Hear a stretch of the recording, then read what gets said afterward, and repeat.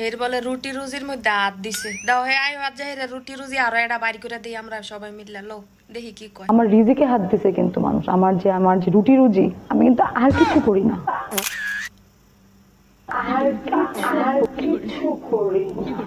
আর কিছু করি না এটা আমার একমাত্র প্রফেশন কি একটা সুরুত দেহ হে বলে আসিল আবার লাইকা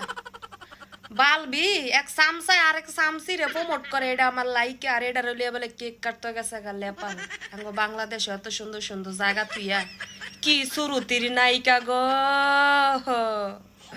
কি সুরুতের লাইকা হেরে লইয়া যাওয়ার লাগবো লেপাল তাও আবার কেক কাটতো বেড়াড্ডে সেলিব্রেট করতো কয়বার জন্ম হইছে কেমনে হইছে এর আব্বা করে হেটাকে জিজ্ঞান এর বেড়াড্ডে করবি যাই দেখ গা হের মায়ও কইতারে না হে কবে হইছে কেমনে হইছে কোনবারে হে হইছে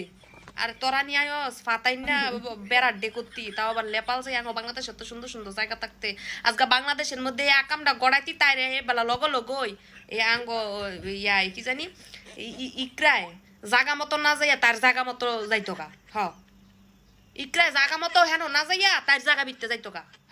এবার শুনো না কি তিথি প্রেগনেন্ট তিথি আর আলু বিয়ে করছে এগুলো তো কোনোটাই সত্য না বা আমি তো ওকে গিয়ে এগুলো বলি নাই তো আমার তো এখানে কোনো দোষ নাই আমি কেন মানে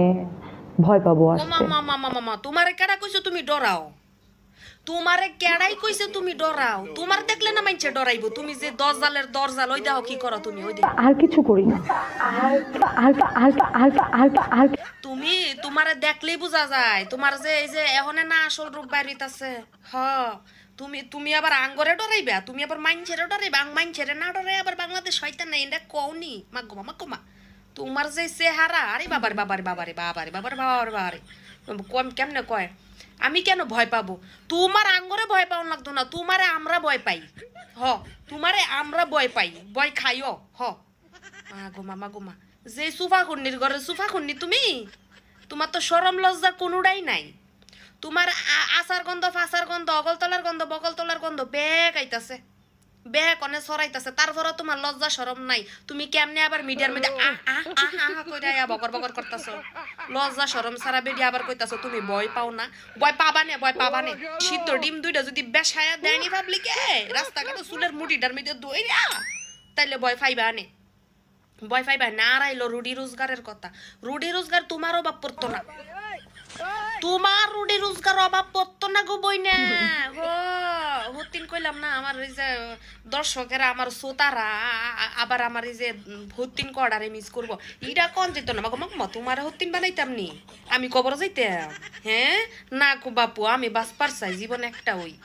রুটি রোজগারুলির ঘরে রুটি রোজগারুলি এই যে তোমার যে সুফা যে সাফা অন্য কিছু বাড়া না দিলেও হেটার পাশাপাশি